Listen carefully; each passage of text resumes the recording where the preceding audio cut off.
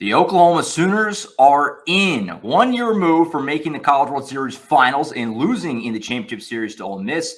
The Oklahoma baseball team is back in the NCAA tournament. Not many thought they'd be here. It was a topsy-turvy, up-and-down season for Skip Johnson and the Sooners. But on that Monday's selection show, the Sooners saw their name called. Their name popped up on the bracket. And they're heading to Charlottesville Regional, hosted by the number 7 Virginia Cavaliers. Hard to overstate what this accomplishment means for OU baseball. Last year's team, the program had all this momentum, this crazy run to Omaha, all these new fans, all these new donors, these facility renovations are on the horizon. The SEC move is on the horizon. And you come into 2023 hoping that Oklahoma can build on that momentum and try to follow up and continue to pick up new fans and just continue to gain steam before that move to the SEC does happen. Far and away the best baseball conference. They had their work cut out for them. From last year's team, Oklahoma lost their starting first baseman, their starting catcher, their starting shortstop, their starting center fielder, their entire starting weekend rotation on the pitching mound, their closer, their primary designated hitter, a key reliever, and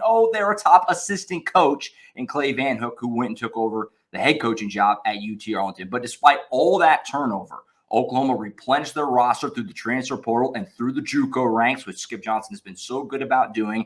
And they found a way to pick up enough key wins to see their name called on Monday. It was an up and down first couple of months, but to finish the year, the Sooners won 12 of their final 19 games, including a sweep of Texas in Austin, the one and only sweep of the Longhorns in Austin in OU program history. They also picked up big midweek wins over Dallas Baptist. They also swept Gonzaga, in Spokane. They picked up a couple wins over Oklahoma State, both in Norman and in the Big 12 tournament. All that together equals an RPI of 40, good enough to get a bid to the tournament. And this comes almost solely as a product of the non-conference schedule. Skip Johnson's been banging that drum saying, we played a non-conference schedule as tough as anybody in the country. Plus, they played in the Big 12, which is one of the best baseball leagues in the country. That combined with the way they finished the year and maybe a little recency bias as well, given what they did last season, earned themselves a bid into the NCAA tournament. Massive accomplishment for Skip Johnson and this OU baseball program. So now what lies ahead? Well, the Virginia Cavaliers are the number 7 seed in the NCAA tournament. They're the host of the regional in Charlottesville. They'll take on Army in their opener.